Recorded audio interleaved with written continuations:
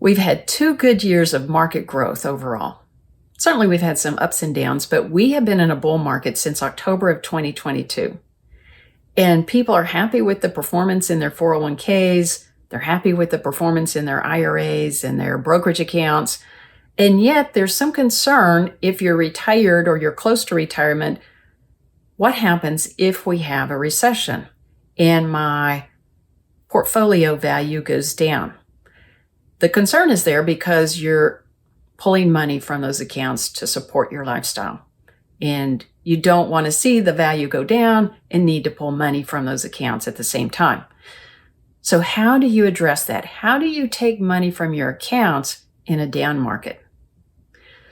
I want to talk about that today and talk about some steps that you can take to make sure that you are in a good position to pull money from your accounts, whether we're in an up market or we're in a down market. And we're going to have both over your retirement. There will be periods of up markets and periods of down markets.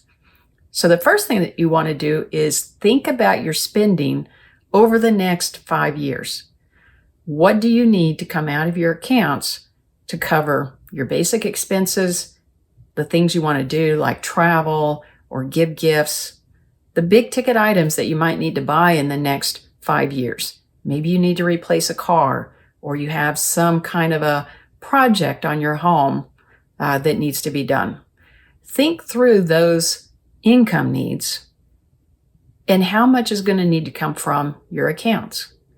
And make sure that that is then secure. So that next step is, once you know your income, then put together a portfolio that has some funds set aside, segregated, that's going to cover those income needs over that shorter period of time.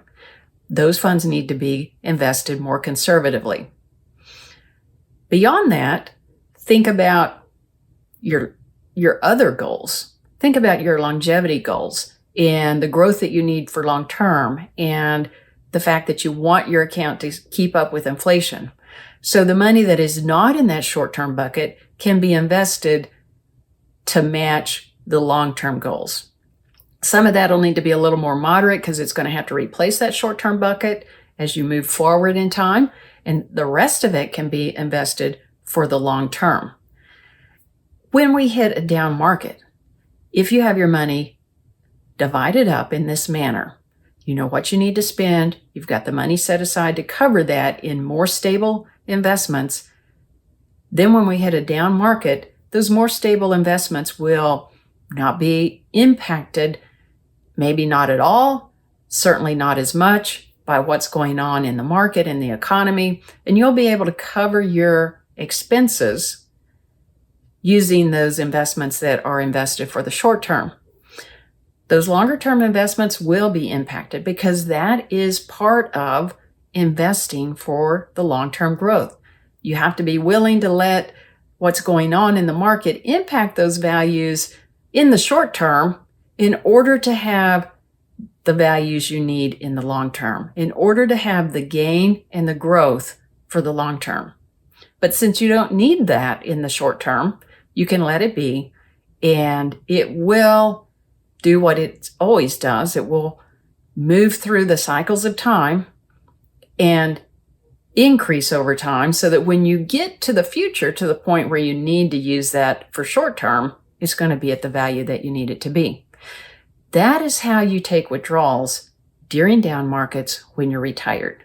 You put together a really good plan that lines up your investments with where they need to be lined up, so that you don't have to worry and stress about every little move in the market every single day as you're moving through time. That should give you a whole lot more comfort in how your portfolio is invested and how your income's going to be covered.